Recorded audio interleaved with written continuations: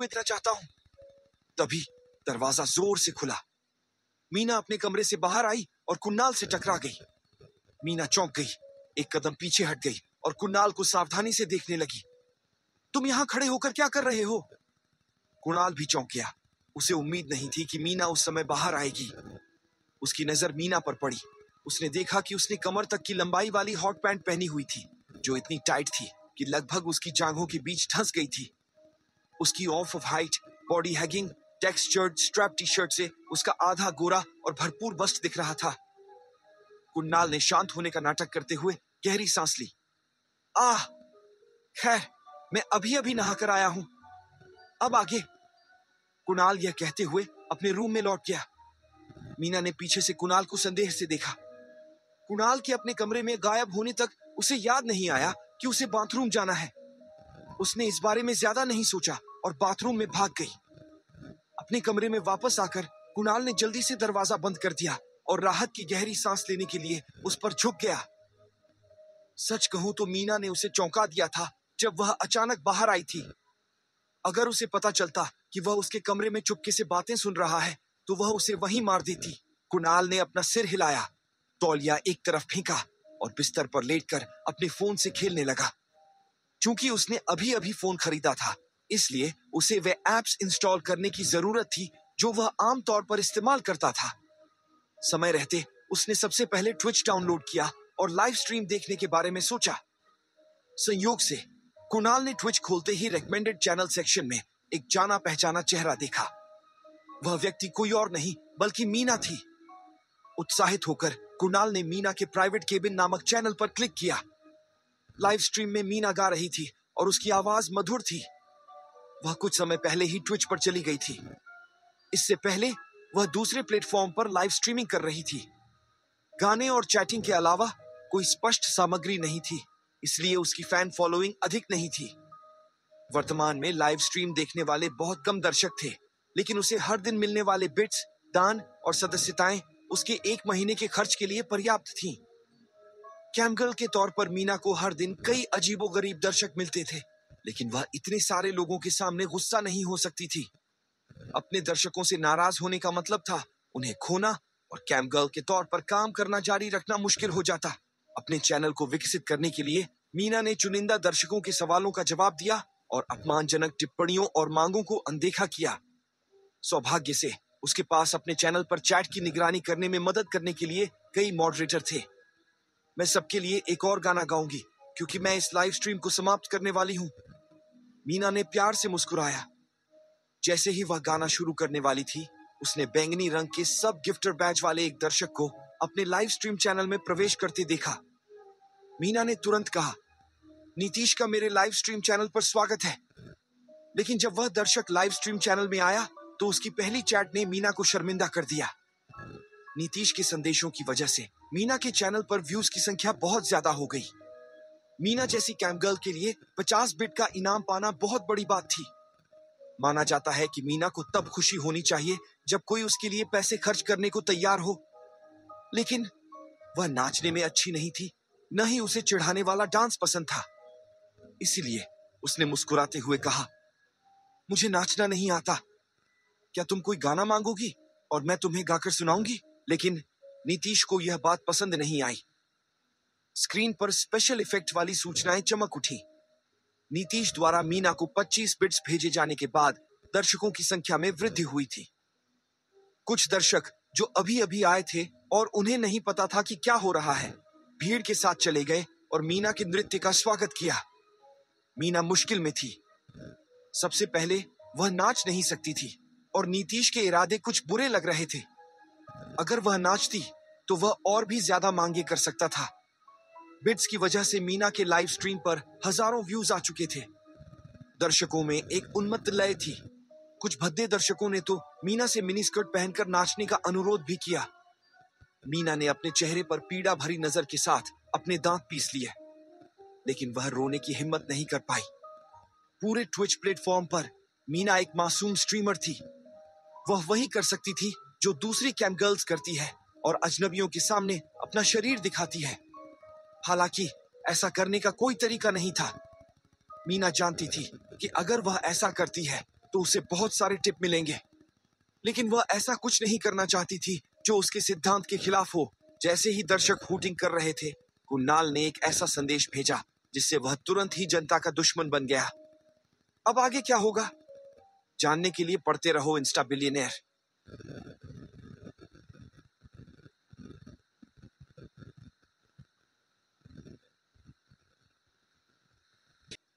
वह वही कर सकती थी जो दूसरी कैंप गर्ल्स करती है और अजनबियों के सामने अपना शरीर दिखाती है। हालांकि ऐसा करने का कोई तरीका नहीं था। मीना जानती थी कि अगर वह ऐसा करती है तो उसे बहुत सारे टिप मिलेंगे, लेकिन वह ऐसा कुछ नहीं करना चाहती थी जो उसके सिद्धांत के खिलाफ हो। जैसे ही दर्शक हूटिंग कर रहे थे, कुणाल ने एक ऐसा संदेश भेजा जिससे वह तुरंत ही जनता का दुश्मन बन गया। अब आगे अनेक चैट के बीच यह एक दर्शक शीघ्र ही अन्य दर्शकों के घेरे का विषय बन गया। बिट्स की वजह से मीना के लाइव स्ट्रीम चैनल पर दर्शकों की गुणवत्ता अलग अलग थी। ट्रोल सहित सभी तरह के लोग थे। जब उन्होंने एक नया अकाउंट देखा जिसके पास बैज भी नहीं था, तो वे तुरंत परेशान हो गए। उन्होंने उसे अलग थलग करना शुरू कर दिया और उस पर हमला करना शुरू कर दिया। मीना ने देखा कि दर्शक उसके लिए बोल रहा है और वह उसके लिए दुखी महसूस कर रही थी। उसने जल्दी से उन्हें लड़ने से रोकने की कोशिश की। बंद करो तुम लोग। मैं आप सभी का मेरे लाइव स्ट्रीम पर आकर अपना समर्थन दिखाने के लिए आभार व्यक्त करती हूँ। मैं उस दर्शक का शुक्रिया अदा करती हूँ जो मेरे लिए बोलता है, लेकिन मैं पोल डांस नहीं कर सकती। कमरे के अंदर कुणाल ने अपना फोन पकड़ा और चैट देखी। उसका चेहरा काला पड़ गया, लेकिन मीना ने जो कहा उससे वह हैरान रह गया। उसे यह जानकर आश्चर्य हुआ कि मीना पैसे के प्रस्ताव से प्रभावित नहीं हुई। जब ढेर सारे कमेंट्स आने लगी तो अपने सिद्धांत पर अडिग रहना कठिन हो गया। इससे पहले कुणाल हमेशा यही सोचता था कि मीना एक घमंडी लड़की है जो पूरे दिन खुले कपड़े पहनती है, सिर्फ अमीर लड़कों से संबंध बनाने के लिए। लेकिन अब ऐसा लग रहा था कि मीना बाहर से भले ही खुली हुई दिखती हो, लेकिन वह बहुत ही सिद्धांतवादी थी। नीतीश की बातचीत फिर आई, लेकिन इस बार मीना ने उसे अनदेखा करना सही समझा। यह देखकर कि मीना ने उसकी उपेक्षा की है, नीतीश क्रोधित हो गया और बुरे व्यवहार पर उतर गया। मीना के चेहरे पर भाव बदल गए। उसने दांत पीसते हुए कहा, अपनी भाषा का ध्यान रखो नीतीश। मैं तुम्हारे समर्थन की सराहना करती हूं, लेकिन अगर तुम्हें मेरा काम पसंद नहीं है तो तुम अभी जा सकते हो। अपनी आखिरी 2 चैट भेजने के बाद नीतीश ने मीना के लाइव स्ट्रीम चैनल को छोड़ दिया। कुछ ही क्षण बाद होम पेज पर एक संदेश दिखाई दिया। कुछ समय बाद मीना की लोकप्रियता में भारी गिरावट आई। उसके दर्शकों की संख्या 30,000 से घटकर 100 रह गई। अपने दर्शकों को अपने पास से जाते देख मीना की आंखें भर आईं और वह क्रोधित हो गई। उसने कुछ नहीं कहा और गाना जारी रखा। 1 मिनट से भी कम समय में उसके लाइव स्ट्रीम को देखने वाले दर्शकों की संख्या घटकर सिर्फ 1 दर्जन रह गई। उसने दर्शकों की दयनीय संख्या को देखा और अब अपनी भावनाओं को रोक नहीं पाई। उसके गालों पर आंसू बहने लगे। स्क्रीन पर एक बड़ा बैनर दिखाई दिया। 100 बिट्स की टिप ने लाइव स्ट्रीम चैनल के दर्शकों को चौंका दिया। 1 बिट $1,000 के बराबर था। 100 बिट्स $100,000 के बराबर होंगे। और जिस व्यक्ति ने मीना को 100 बिट्स भेजे थे, वह नया दर्शक निकला। मीना ने 100 बिट की टिप को देखा। वह चौंक गई और उसकी आंखें अविश्वास से भर गईं। उसने कभी नहीं सोचा था कि कोई इतना उदार होगा कि उसे $100,000 का इनाम देगा। मीना काफी समय से स्ट्रीमर थी और उसके अपने वफादार अनुयायी थे। हालांकि उसका लाइव स्ट्रीम कंटेंट बहुत साफ था और उसने अपनी जांघें भी नहीं दिखाई थी। सेक्सी डांस और स्ट्रिपिंग करना तो दूर की बात थी। इसीलिए उसे हर महीने मिलने वाला पैसा बहुत कम था। 100 बिट्स जैसी टिप्स मीना के प्राइवेट केबिन में पहली बार ही आई थी। मीना स्क्रीन को घूर रही थी। उसे अवास्तविक और चौड़ी आंखों वाला महसूस हो रहा था। कुणाल द्वारा मीना को 100 बिट्स भेजे जाने के बाद मीना की लोकप्रियता फिर से बढ़ गई। दर्शकों की संख्या 1,000 से बढ़कर 20,000 से अधिक हो गई। अब आगे क्या होगा, जानने के लिए पढ़ते रहो इंस्टा बिलियनेयर। मेरे पास आपके लिए कुछ है। अब आगे चर्चाओं का दौर शुरू हो गया था और हर कोई यह अनुमान लगा रहा था कि मिस्टर किंग कौन हो सकता है। ऐसे लोगों की कमी नहीं थी जो वहां एक रखैल बनना चाहते थे। कुणाल ने कमेंट्स पढ़े और बिना कुछ स्पष्ट किए केवल मुस्कुरा दिए। एक औसत व्यक्ति के लिए $100,000 वार्षिक वेतन होगा, लेकिन कुणाल के लिए यह कुछ भी नहीं था। मीना उस समय वहीं अटकी हुई थी और वह कुणाल को धन्यवाद देना भी भूल गई। नीतीश का संदेश चैट बॉक्स में आया। कुणाल ने उपहास किया, लेकिन उसने कोई जवाब नहीं दिया। क्या तुम अमीर नहीं हो बेटा? तो चलो एक शर्त लगाते हैं। मैं रेबिका के लाइव स्ट्रीम का समर्थन करूंगा, जबकि तुम उस कुतिया का समर्थन करोगे। जो हारेगा वह बेवकूफ होगा। नीतीश ने देखा कि कुणाल बोल नहीं रहा था और वह तुरंत क्रोधित हो गया। जैसे कि स्थिति अभी भी काफी गर्म नहीं हुई थी, दर्शकों ने कुणाल का उत्साहवर्धन किया। मीना ने चैट देखकर तुरंत जवाब दिया, सीम, मैं आभारी हूं कि आपने मुझे सुझाव भेजे, लेकिन कृपया ऐसे लोगों को नजरअंदाज करें। जबकि नीतीश ने रेबिका को लगभग $20,000 मूल्य के उपहार दिए थे, मीना के प्राइवेट केबिन को अभी तक कुछ भी प्राप्त नहीं हुआ था। जब कुणाल की ओर से कोई प्रतिक्रिया नहीं मिली, तो नीतीश ने कुणाल का मजाक उड़ाया। कुणाल का समर्थन करने वाले दर्शक उसके खिलाफ हो गए और नीतीश का अनुसरण करते हुए कुणाल का अपमान करने लगे। स्क्रीन पर एक मैसेज दिखा। 1000 बिट्स का मूल्य $1 मिलियन था। जब दर्शकों ने यह संदेश देखा, तो वे और यहां तक कि पूरा मंच मौन हो गया। मीना दंग रह गई और उसकी आंखें खुली की खुली रह गई। वह सोच भी नहीं सकती थी कि कोई उसे एक बार में $1 मिलियन की टिप दे सकता है। कुछ देर की खामोशी के बाद मीना का लाइव स्ट्रीम चैनल चालू हो गया। 500,000 दर्शकों तक पहुंच गया और चैट सेक्शन में धमाका हो गया। मीना ने अपने कंप्यूटर स्क्रीन पर देखा। वह अवाक रह गई। नीतीश, जिसने पहले कुणाल का मजाक उड़ाया था, कुणाल को $1 मिलियन की टिप देते हुए देखने के बाद बिना किसी सुराग के गायब हो गए। इस बीच कुणाल ने पाया कि 1000 बिट्स का टिप देने के बाद उसका फोन लगातार वाइब्रेट हो रहा था। अनगिनत स्ट्रीमर्स ने उसे निजी मैसेज भेजे। कुछ ने तो बेहद स्पष्ट सामग्री वाली तस्वीरें भी भेजी और उनके स्तनों का लगभग आधा हिस्सा उजागर हुआ। हालांकि कुणाल को बिल्कुल भी लालच नहीं आया। मिस्टर किंग, शुक्रिया, बहुत बहुत शुक्रिया। आपका फेसबुक अकाउंट क्या है?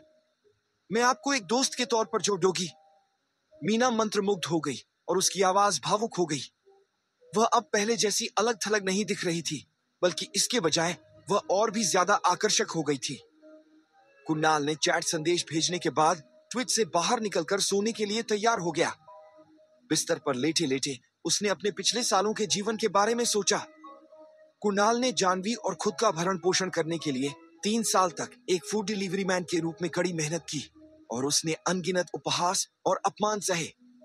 लेकिन अब वह आखिरकार दुनिया में आ गया था और वह उन लोगों को उनकी गलतियों की कीमत चुकाने के लिए मजबूर करेगा जिन्होंने उसे अपमानित किया था। क्या तुम्हें अमीर लोग पसंद नहीं है, जानवी?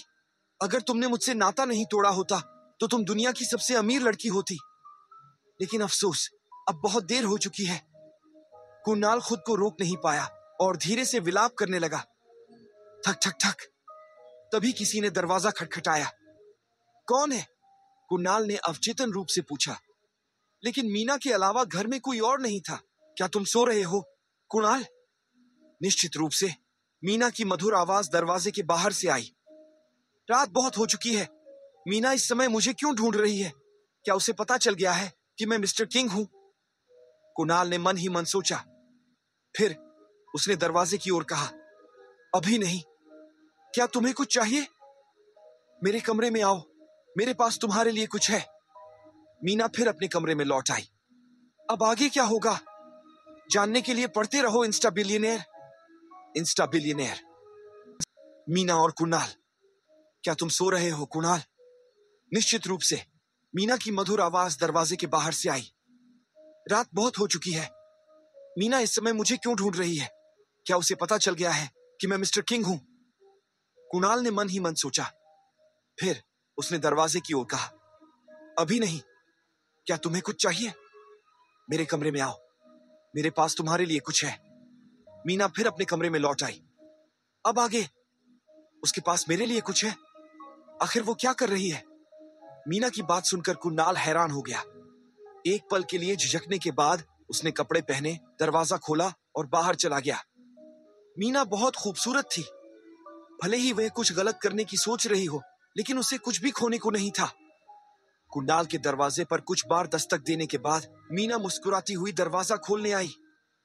तुम यहाँ हो, कृपया अंदर आ जाओ। कुणाल को एहसास हुआ कि उसने बहुत ज्यादा सोच लिया था जब उसने स्वादिष्ट खाने से भरी मेज देखी। क्या आप कोई पार्टी या कुछ और कर रही हो? आपने अचानक मुझे क्यों बुलाया? कुणाल ने पूछा। मैं आज अपनी खुशी किसी के साथ साझा करना चाहती हूँ। चूंकि मैं दिल्ली में किसी और को नहीं जानती, इसीलिए मैंने तुम्हें बुलाया। इसके अलावा आज तुम्हें कॉस्मेटिक्स से मारना मेरी गलती थी। इसे माफी के तौर पर समझो। मीना ने मुस्कुराते हुए कहा और उसे आज लाइव स्ट्रीम में हुई सारी बातें बताईं। कुणाल चुपचाप सुनता रहा और कभी कभी आश्चर्यचकित होने का नाटक करता रहा। आखिरकार उसे अभी भी नहीं पता था कि मिस्टर किंग, जिसकी वो बार बार बात कर रही थी, वही था। मुझे हैरानी है कि मिस्टर किंग कौन है। वह बहुत अच्छा है, मीना ने कुणाल से शर्म से कहा, क्योंकि वह अपना नाश्ता चबा रही थी। वह और कौन हो सकता है? वह कोई अमीर आदमी है, कुणाल ने स्पष्ट शब्दों में कहा। मुझे यकीन है कि वह है, वरना उसके लिए मुझे उस तरह के पैसे टिप देना संभव नहीं होगा। क्या आप जानते हैं कि जब उसने आज मुझे टिप दी तो मैं वास्तव में भावुक हो गई थी। अगर वह सुंदर हो तो यह और भी बेहतर होगा। मैं मानती हूं कि मैं उससे शादी करने में संकोच नहीं करूंगी। बोलते समय उसका चेहरा लाल हो गया। कुणाल चौंक गया और फिर जब उसने यह सुना तो उसकी भौहें तन गईं। क्या लड़कियां सभी सोने की खोज करने वाली नहीं होती? तुम क्या बात कर रहे हो? मैं कब से सोने की खोजी बन गई? मीना खुश नहीं थी। क्या तुमने अभी नहीं कहा था कि तुम उस अमीर आदमी से प्रभावित हो गई थी? मीना ने जल्दी से खुद को समझाया। मैं इसलिए भावुक हो गई क्योंकि उसने मेरी मदद की। उसने आपकी मदद की? कुणाल ने हैरानी से पूछा। हाँ, हाई स्कूल से पास होने के बाद मैंने घर छोड़ दिया और अकेले दिल्ली आ गई। मेरे पास कोई हुनर नहीं है और मैं महीने में केवल 2 या 3 हजार डॉलर ही कमा पाती हूँ। खुद का खर्च चलाने के लिए मैं एक स्ट्रीमर बन गई। लेकिन मैंने कभी भी पैसे के लिए अपनी गरिमा और शरीर नहीं बेचा। मेरे अपने सिद्धांत हैं। लोग मेरा अपमान करते हैं और कहते हैं कि मैं ऑनलाइन एक वेश्या हूं। जब तक मैं मिस्टर किंग से नहीं मिली, तब तक किसी ने मेरे लिए आवाज नहीं उठाई। वह ऑनलाइन मेरी मदद करने वाला पहला व्यक्ति है। मीना की आवाज भावनाओं से भरी हुई थी। तो फिर तुम घर से क्यों भाग गई? कुणाल ने एक पल के लिए आश्चर्यचकित होकर पूछा। कुछ नहीं, मीना ने एक औपचारिक जवाब दिया। सिर्फ मेरे बारे में बात मत करो। तुम्हारे बारे में क्या? मैं तो यह भी नहीं जानती कि तुम काम क्या करते हो। कुणाल ने अपना परिचय दिया, फिर अपने और जानवी के बारे में बात की। मीना की स्थिति कुणाल जैसी ही थी, इस मायने में कि वो दोनों इस व्यस्त महानगर में अकेले थे। मीना ने कुणाल से बेहतर प्रदर्शन किया होगा, लेकिन उन दोनों में बहुत कुछ समान था और कई समान विषय भी थे। मीना ने कुणाल को अपने बारे में और भी बताया और कुणाल ने ध्यान से सुना। सुबह 10 बजे तक वह अपने कमरे में वापस नहीं आया और वहीं सो गया। अगले दिन प्रातः 10 बजे बिस्तर से उठकर और फ्रेश होने के बाद कुणाल अपनी इलेक्ट्रिक बाइक पर निकल पड़ा। पिछले 6 महीने से उसने अपने लिए कपड़े नहीं खरीदे थे, क्योंकि उसे उस समय जानवी की मदद करनी थी। इसलिए वह पूरे दिन सिर्फ पीली टी शर्ट पहनता था और उसके कॉलेज के दोस्त इस बात पर उसका मजाक उड़ाते थे। इसलिए जब वह सुबह उठा और अपनी फटी हुई वर्दी देखी तो उसने दिल्ली के सबसे बड़े शॉपिंग मॉल में जाने का फैसला किया। शॉपिंग मॉल में पहुंचने के बाद कुणाल को एक डिजाइनर कपड़ों की दुकान मिली और वह सीधे अंदर चला गया। सेल्स गर्ल ने कुणाल को नीची नजर से नहीं देखा, बल्कि इसके बजाय उसने जुनून के साथ उसकी सेवा की। उसने हर स्टाइल के कपड़ों का एक सेट चुना, कुल मिलाकर 5 सेट कपड़े, जिनकी कीमत लगभग $30,000 थी। लेकिन कुणाल के लिए इतनी बड़ी रकम अब कुछ भी नहीं थी।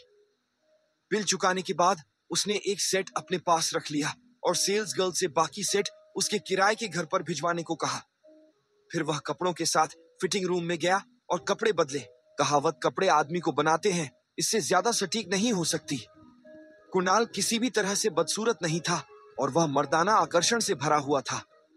बस वह डिलीवरी यूनिफॉर्म जो उसने पहले पहना था उसके आकर्षण को ढक देता था, जिससे वह बदसूरत दिखता था। लेकिन अब कुछ डिजाइनर कपड़े पहनने के बाद वह एक बदले हुए व्यक्ति की तरह लग रहा था। अगर किसी आदमी के आकर्षण का कोई मूल्य होता तो मौजूदा कुणाल अपनी खूबसूरती से पूरी दुनिया की आबादी को खिला सकता था। इसमें कोई संदेह नहीं था कि कुणाल अब अमीर हो गया था, क्योंकि उसने एक बार में $30,000 से ज्यादा खर्च कर दिए थे। अपने आकर्षक रूप के साथ उसने सेल्स गर्ल का दिल पूरी तरह जीत लिया था। उसकी आंखों में सितारे थे, और जब कुणाल चला गया तो उसने उसे आंख भी मारी। फैशन स्टोर से बाहर निकलते ही कुणाल ने गहरी सांस ली। उसने अपने पूरे जीवन में कभी भी पैसे खर्च करने में इतनी खुशी महसूस नहीं की थी। बिना पलक झपकाए $30,000 यूं ही खर्च कर दिए। इससे पहले अगर उसने कुछ $100 खर्च किए होते तो उसे बहुत दुख होता, लेकिन अब वह खुद को रोक नहीं सकता था। अब आगे क्या होगा, जानने के लिए पढ़ते रहो इंस्टा बिलियनेयर। इसमें कोई संदेह नहीं था कि कुणाल अब अमीर हो गया था, क्योंकि उसने एक बार में $30,000 से ज्यादा खर्च कर दिए थे। अपने आकर्षक रूप के साथ उसने सेल्स गर्ल का दिल पूरी तरह जीत लिया था। उसकी आंखों में सितारे थे, और जब कुणाल चला गया तो उसने उसे आंख भी मारी। फैशन स्टोर से बाहर निकलते ही कुणाल ने गहरी सांस ली। उसने अपने पूरे जीवन में कभी भी पैसे खर्च करने में इतनी खुशी महसूस नहीं की थी। बिना पलक झपकाए $30,000 यूं ही खर्च कर दिए। इससे पहले अगर उसने कुछ $100 खर्च किए होते तो उसे बहुत दुख होता। अब आगे तुम कहां हो कुणाल? काउंसलर की क्लास थोड़ी देर में शुरू होने वाली है। तुम अभी तक यहां क्यों नहीं आए? जैसे ही कुणाल फैशन स्टोर से निकलकर दिल्ली यूनिवर्सिटी जाने के लिए तैयार हो रहा था, उसे दीपक का फोन आया। मैं आ रहा हूं। कुणाल ने अपना फोन निकाला और जवाब दिया। फिर वह अपनी इलेक्ट्रिक बाइक पर सवार होकर कैंपस की ओर चल पड़ा। एक जूनियर के रूप में उन्हें ज्यादा क्लास में उपस्थित नहीं होना पड़ता था, सिवाय काउंसलर की कक्षा के, जिसमें उन्हें हर हाल में उपस्थित होना ही पड़ता था। सबसे पहले कुणाल काउंसलर की क्लास छोड़ने की हिम्मत नहीं कर सकता था। दूसरे, काउंसलर एक दुष्ट महिला थी और वह उसे नाराज नहीं करना चाहता था। कुणाल की नजर में कॉलेज काउंसलर एक दुष्ट महिला थी जो संवेदनशील प्राणियों को मोहित कर लेती थी। 10 मिनट बाद कुणाल लेक्चर हॉल में आ गया। उस समय तक काउंसलर अपना लेक्चर दे रही थी। तभी कुणाल ने धीरे से दरवाजा खटखटाया। अंदर आइए, एक धीमी आवाज बोली। कुणाल ने दरवाजा खोला और सीधे अंदर चला गया। फिर उसने पोडियम पर बैठी लोमड़ी जैसी महिला की ओर देखा। उसने सफेद शर्ट पहनी हुई थी और उसके नीचे उसका बस्ट था जो बड़ा और गोल था। उसने एक बॉडी हैगिंग शॉर्ट स्कर्ट भी पहनी हुई थी जो उसके कूल्हों को कसकर लपेटे हुए थी, जिससे उसके कर्व्स खूबसूरत और आकर्षक लग रहे थे। अपनी नजरें और नीचे ले जाने पर उसने ऊंची एड़ी के जूते में सुंदर लंबी टांगों की एक जोड़ी देखी। वह सेक्सी और आकर्षक लग रही थी। वह महिला कुणाल की कॉलेज काउंसलर राधा सैनी थी। तुम देर से क्यों आए? हॉट। राधा ने कुणाल को ऊपर से नीचे तक देखा और उसने ऐसे लहजे में पूछा जो थोड़ा गुस्से में लग रहा था। और क्या होगा अगर ऐसा नहीं है, क्योंकि उसने कल रात सभी को खाने पर इनवाइट करके खुद को अमीर होने का दिखावा किया था। अब जब उसने अपना सारा पैसा खर्च कर दिया है तो उसे फिर से खाना पहुंचाने जाना होगा, महेश ने जोर से कहा। महेश की बात सुनकर बाकी सभी लोग हंस पड़े। क्या मैंने तुमसे पूछा? राधा ने महेश को घूरते हुए उसे डांटा। यह सुनकर महेश तुरंत चुप हो गया। दिल्ली यूनिवर्सिटी में यह अफवाह फैली हुई थी कि राधा का बैकग्राउंड शक्तिशाली था कि चांसलर भी उसके साथ खिलवाड़ करने की हिम्मत नहीं कर सकते थे। इसलिए महेश को अपना मुंह बंद रखना पड़ा और व्यवहार में आना पड़ा। मुझे खेद है मिस राधा, मैं आज सुबह देर तक सो गया, कुणाल ने राधा की ओर देखते हुए कहा। बाहर निकलो और आंगन में खड़े हो जाओ। अगर अगली बार भी तुम देर से आए तो तुम्हें मेरी क्लास में आने की जरूरत नहीं है, राधा ने ठंडी आवाज में कहा। ठीक है, कुणाल ने असहाय भाव से सिर हिलाया और लेक्चर हॉल से बाहर चला गया। एक बार जब वह गलियारे में बाहर आया तो उसने सोचना शुरू किया कि पिछले 2 दिनों में क्या हुआ था। उसे लगा कि यह सब अविश्वसनीय है। कल ही जानवी ने उसे छोड़ दिया था क्योंकि वह दिवालिया हो गया था और उसके कॉलेज के दोस्तों ने उसका अपमान किया था, और अब वह दुनिया का सबसे अमीर आदमी बन गया था। वह एहसास अद्भुत था। जानवी क्या सोचेगी अगर उसे पता चलेगा कि मेरे पास इतना पैसा है? कुणाल अपने मन में आह भरने से खुद को नहीं रोक सका। आधे घंटे बाद घंटी बजी और क्लास खत्म हो गई। राधा लेक्चर हॉल से बाहर निकली। जब वह कुणाल के पास गई तो उसकी ऊंची एड़ी के जूतों से क्लिक क्लैक की तेज आवाज आई। उसने उसे फिर से ऊपर से नीचे तक देखा, फिर उसे तिरछी नजर से देखा। दोपहर 4 बजे रजिस्ट्रार ऑफिस से कुछ लाने और उसे मेरे रूम तक पहुंचाने में मेरी मदद करो। क्या तुम मेरी बात सुन रहे हो? समझ गया। कुणाल ने तुरंत अपना सिर हिलाया। अगर तुम फिर से देर से आए तो मैं तुम्हें नहीं छोड़ूंगी। फिर राधा ने अपनी कमर हिलाई और नीचे चली गई। कुणाल दुखी होकर लेक्चर हॉल में वापस आया। जब वह अंदर गया तो उसने पाया कि जानवी और मयूरी वहां नहीं थी। तुम पहले कहां गए थे कुणाल? तुम्हारी हिम्मत कैसे हुई काउंसलर की क्लास में देर से पहुंचने की? दीपक ने धीरे से पूछा। कल रात बहुत ज्यादा गेम खेला, मैं देर तक सो गया। कुणाल ने धीरे से समझाया। तुम लॉटरी जीतने से बहुत ज्यादा उत्साहित हो गए होगे, है ना? जतिन ने कुणाल की तरफ देखा और मुस्कुराया। तुमने कितने पैसे जीते? ज्यादा नहीं, बस $1,00,000 के आसपास, कुणाल ने मुस्कुराते हुए कहा। हे भगवान, $1,00,000 कुछ ज्यादा नहीं है? तुम अमीर हो, जतिन ने आश्चर्य से कहा। कुणाल इस बारे में बात करने के मूड में नहीं था। इसके बजाय उसने इधर उधर देखा और पूछा, राहुल, जानवी और बाकी लोग कहाँ हैं? क्या वे आज क्लास में नहीं आए? क्या तुम्हें नहीं पता? कल हमारे जाने के बाद जानवी, मयूरी और मोनिका का रेस्टोरेंट में एक गुंडे से झगड़ा हुआ था। ऐसा कहा जाता है कि गुंडे का थोड़ा बहुत इतिहास है और वह किसी को जानता है।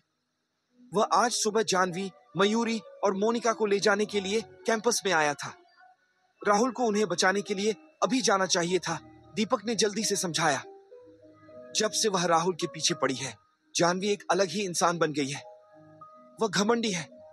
मैंने सुना है कि उसने गुंडे को लात मारी है, लेकिन वह नहीं जानती थी कि उस आदमी की पृष्ठभूमि भी कुछ ऐसी ही है, जतिन ने भी कहा। कुणाल ने जब यह सब सुना तो वो हंसने से खुद को नहीं रोक सका। अब आगे क्या होगा जानने के लिए पढ़ते रहो इंस्टाबिलियन। क्या तुम्हें नहीं पता, कल हमारे जाने के बाद जानवी, मयूरी और मोनिका का रेस्टोरेंट में एक गुंडे से झगड़ा हुआ था। ऐसा कहा जाता है कि गुंडे का थोड़ा बहुत इतिहास है और वह किसी को जानता है। वह आज सुबह जानवी, मयूरी और मोनिका को ले जाने के लिए कैंपस में आया था। राहुल को उन्हें बचाने के लिए अभी जाना चाहिए था, दीपक ने जल्दी से समझाया। जब से वह राहुल के पीछे पड़ी है, जानवी एक अलग ही इंसान बन गई है। वह घमंडी है। मैंने सुना है कि उसने गुंडे को लात मारी है, लेकिन वह नहीं जानती थी कि उस आदमी की पृष्ठभूमि भी कुछ ऐसी ही है, जतिन ने भी कहा। कुणाल ने जब यह सब सुना तो वो हंसने से खुद को नहीं रोक सका। अब आगे। इस बीच द वैली नामक एक बार के प्राइवेट लाउंज में कुछ बदमाश सोफे पर बैठे मूंगफली खा रहे थे और शराब की छोटी बोतलें पी रहे थे।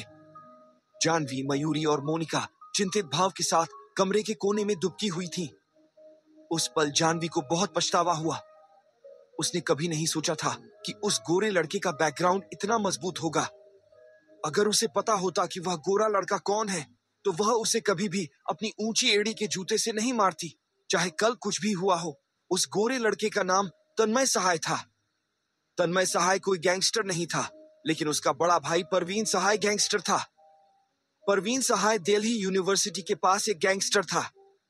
दिल्ली यूनिवर्सिटी के आसपास के बार, कराओके बॉक्स और शॉवर सुविधाएं, सभी स्थानों पर परवीन का कब्जा था।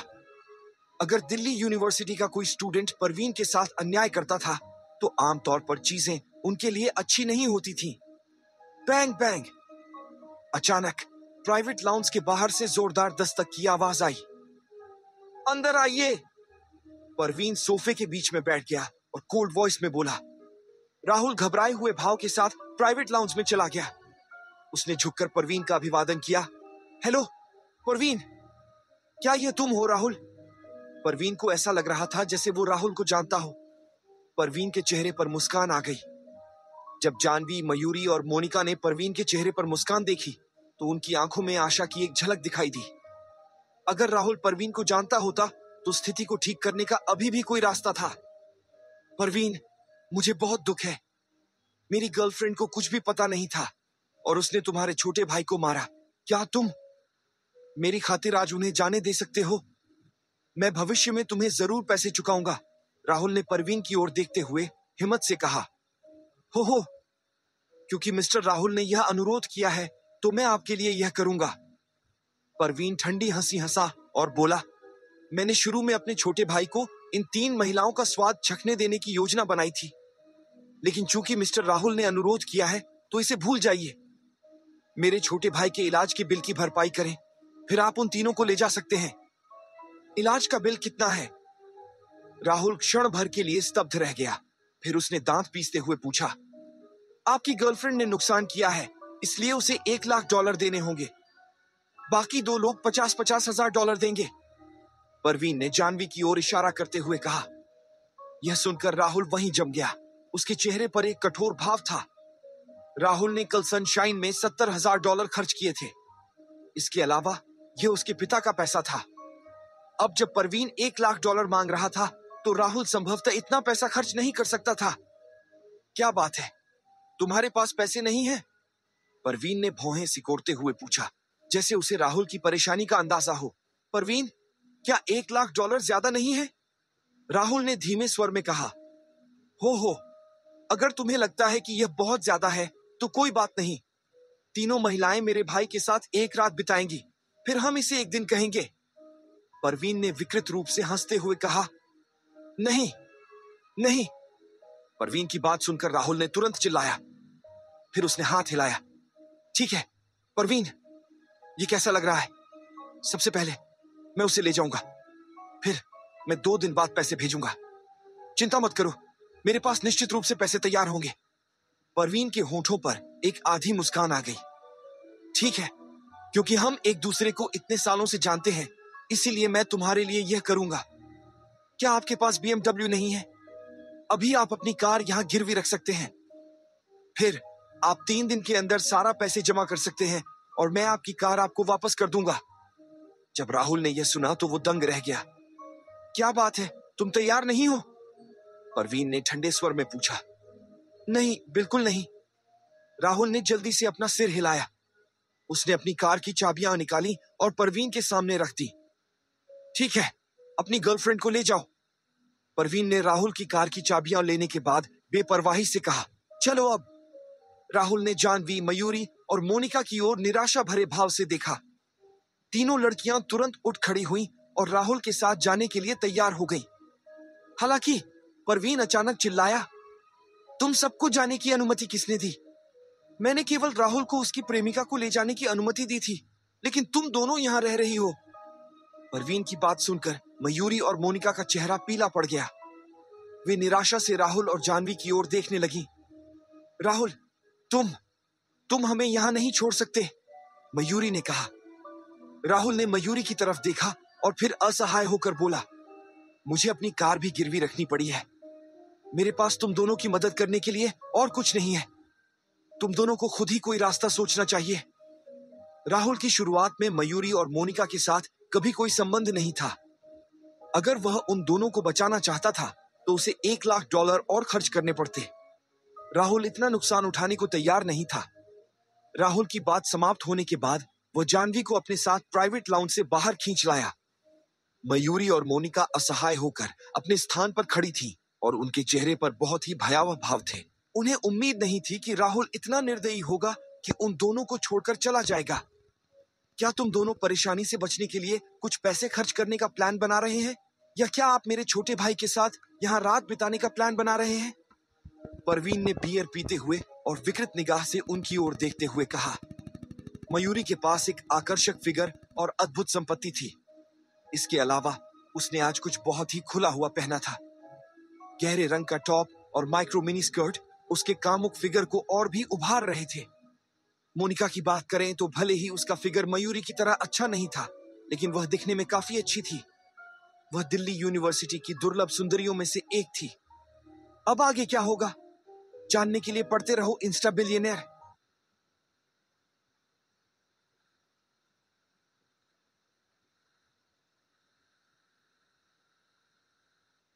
मोटिवेशन के पास एक आकर्षक फिगर और अद्भुत संपत्ति थी। इसके अलावा उसने आज कुछ बहुत ही खुला हुआ पहना था। गहरे रंग का टॉप और माइक्रो मिनी स्कर्ट उसके कामुक फिगर को और भी उभार रहे थे। मोनिका की बात करें तो भले ही उसका फिगर मयूरी की तरह अच्छा नहीं था, लेकिन वह दिखने में काफी अच्छी थी। वह दिल्ली यूनिवर्सिटी की दुर्लभ सुंदरियों में से एक थी। अब आगे परवीन, हम पैसे देंगे। परवीन की बात सुनकर मयूरी डर से कांप उठी। उसने जल्दी से हकलाते हुए जवाब दिया और फिर अपना फोन निकालकर कॉल करना शुरू कर दिया। मोनिका मयूरी के पास बैठी थी और उसने अपने दोस्तों को भी कॉल करना शुरू कर दिया था। पर मयूरी और मोनिका संपन्न परिवारों से थे, फिर भी वे अमीर नहीं बन पाए थे। इस प्रकार $50,000 उनके लिए बहुत बड़ी रकम थी। 10 मिनट बाद उन दोनों ने फेसबुक पर अपने सभी दोस्तों से संपर्क कर लिया था। हालांकि कोई भी उन दोनों को पैसे उधार देने को तैयार नहीं था। मयूरी, अब हम क्या करें? मेरा कोई भी दोस्त मुझे पैसे उधार देने को तैयार नहीं है, मोनिका ने रुंधे हुए स्वर में कहा। उसे इतनी बेचैनी हो रही थी कि वह रोने ही वाली थी। मुझे कैसे पता चलेगा कि क्या करना है? मेरे सभी दोस्त कह रहे हैं कि उनके पास पैसे नहीं है, मयूरी ने असहाय होकर भौहें सिकोड़ते हुए कहा। मोनिका ने एक पल के लिए संकोच किया और धीरे से कहा, मयूरी, मैंने आज जानवी से सुना कि कुणाल ने लॉटरी में जैकपॉट मारा है, इसीलिए उसके पास कल सभी को डिनर कराने के लिए पैसे थे। तुम उसे फोन करके क्यों नहीं कहती कि वह हम दोनों को कुछ पैसे उधार दे? हमने कल उसे बहुत परेशान किया, क्या वो अब भी हमें पैसे उधार देगा? मयूरी ने झिझकते हुए पूछा। ठीक है, अभी हमें कोई और नहीं मिल रहा है, क्यों ना हम कोशिश करें? ठीक है। मयूरी ने असहाय भाव से सिर हिलाया और कुणाल का नंबर डायल किया। क्लास में कुणाल ने मयूरी की आने वाली कॉल देखी। उसे यह जानने के लिए सोचने की भी जरूरत नहीं पड़ी कि क्या हो रहा है, इसीलिए उसने तुरंत उसका कॉल कट कर दिया। मयूरी ने हार नहीं मानी और फिर से उसका नंबर डायल किया। ये कौन है? कुणाल ने अपरिचित स्वर में पूछा। कुणाल, ये मैं हूं। मुझे अभी $1,00,000 की जरूरत है, क्या तुम मुझे उधार दे सकते हो? मयूरी ने कुणाल को दिल से देखा, लेकिन वह इस समय पूरी तरह से विचारहीन थी। मैं तुम्हें पैसे क्यों उधार दूं? कुणाल ने कोल्ड वॉइस में कहा। तुम डॉट कुणाल ने जो कहा उसे सुनकर वह दंग रह गई। फिर उसने अपने दांत पीसते हुए कहा, कुणाल, क्या तुमने हाल ही में जानवी से ब्रेकअप नहीं किया है? अगर तुम आज मुझे कुछ पैसे उधार दोगे तो मैं तुम्हारी गर्लफ्रेंड बन जाऊंगी। तुम्हें पता है कि मेरी शक्ल जानवी से बहुत अलग नहीं है, इसके अलावा मेरा शरीर जानवी से बेहतर है। तुम मेरी गर्लफ्रेंड बनना चाहती हो? कुणाल खुद को हंसने से रोक नहीं पाया। फिर उसने मजाकिया लहजे में कहा, तुम्हें लगता है कि तुम इसके लायक हो? कुणाल, क्या तुम बातों को बहुत आगे नहीं ले जा रहे हो? क्या तुम्हारे पास लॉटरी से मिलने वाला जैकपॉट नहीं है? क्या मैं तुम्हारी गर्लफ्रेंड बनने के लायक नहीं हूं? मयूरी को गुस्सा और शर्मिंदगी महसूस हुई। ठीक है, मैं अपनी सांसें बर्बाद करना बंद कर चुका हूं। ठीक है, मैं वहां जाकर तुम्हें बचा सकता हूं, लेकिन मेरी एक शर्त है, तुम और मैं एक साथ होटल में रात बिताएंगे, कैसा रहेगा? कुणाल ने धीरे से कहा। जब मयूरी ने कुणाल की बात सुनी तो वह तुरंत शर्मा गई। उसे उम्मीद नहीं थी कि कुणाल इतना बेशर्म होगा। मैं तुम्हें आधा मिनट सोचने को दूंगा। आखिरकार कॉल चार्ज बहुत महंगा है, कुणाल ने कोड वॉइस में कहा। मयूरी ने अपना फोन पकड़ा और खुद को उस गोरे लड़के की तरफ मुड़ने से नहीं रोक पाई। अभी उसे गोरे लड़के और कुणाल में से किसी एक को चुनना था। कुणाल की हालत थोड़ी खराब थी, लेकिन वह दिखने में काफी अच्छा था। इसके अलावा पूरे साल खाना डिलीवरी करने की वजह से उसका शरीर काफी मजबूत था और वह दिखने में मर्दाना लगता था। यदि मयूरी को उन दोनों में से किसी एक को चुनना पड़े तो वह कुणाल को चुनना पसंद करेगी। ये तो बस उसके साथ एक रात बिताने जैसा है। यह उस गोरे गुंडे के हाथों में पड़ने से बेहतर है। कल मयूरी ने कुछ ऐसी बातें कही जिससे उस गोरे लड़के की इंसल्ट हुई। कौन जानता है कि अगर मैं उसके साथ रात बिताऊं तो वो मेरे साथ क्या करेगा? मयूरी ने अपने ऑप्शन पर विचार किया। उसने अपने होंठ काटे और कहा, ठीक है कुणाल, मैं ये करूंगी। कुणाल ने उसका जवाब सुनकर तुरंत फोन काट दिया। वह थोड़ा भावुक हो गया। वो मयूरी जो मेरी हर तरीके से इंसल्ट करती थी, अब $1,00,000 के लिए मेरे साथ सोने को तैयार है। इस दुनिया में प्रोस्टिट्यूशन गरीबी से ज्यादा एक्सेप्टेबल थी। शाम के समय एक प्राइवेट लाउंज के अंदर। कुणाल ने क्या कहा? क्या वह हमें पैसे उधार देगा? मोनिका ने उत्सुकता से पूछा जब मयूरी ने कुणाल को फोन करना समाप्त किया। हाँ, उसने हाँ कहा। मयूरी ने धीरे से सिर हिलाया। कुणाल के साथ उसकी बातचीत अभी भी उसके दिमाग में गूंज रही थी। मयूरी ने कभी यह उम्मीद नहीं की थी कि उसे कुणाल जैसे डिलीवरी बॉय से मदद मांगनी पड़ेगी और कुणाल उसे इस शर्त पर पैसे उधार देगा कि वह उसके साथ एक रात बिताएगी। मयूरी के लिए यह स्वीकार करना कठिन था कि उसे कुणाल के साथ सोना होगा, लेकिन अगर वह $100,000 नहीं जुटा पाती तो उसका भाग्य कहीं अधिक भयानक हो सकता था, क्योंकि गोरा आदमी जैसा गुंडा कुछ भी कर सकता था। इसलिए मयूरी केवल कुणाल के ऑफर पर सहमत हो सकती थी। मुझे नहीं पता था कि उसके पास अभी भी थोड़ा पैसा है और वह हमें पैसे उधार देने को तैयार है। मोनिका को राहत मिली। यह सुनकर कि कुणाल उनकी मदद करने को तैयार है, उसे कम चिंता महसूस हुई। मयूरी ने अपनी भौहें सिकोड़ी और पलटकर मोनिका की तरफ देखा। मैं तुम्हें ये पैसे उधार दे रही हूं। भविष्य में जब तुम्हारे पास पैसे होंगे तो तुम्हें मुझे चुकाने होंगे। अब आगे क्या होगा जानने के लिए पढ़ते रहो इंस्टा बिलियनेयर।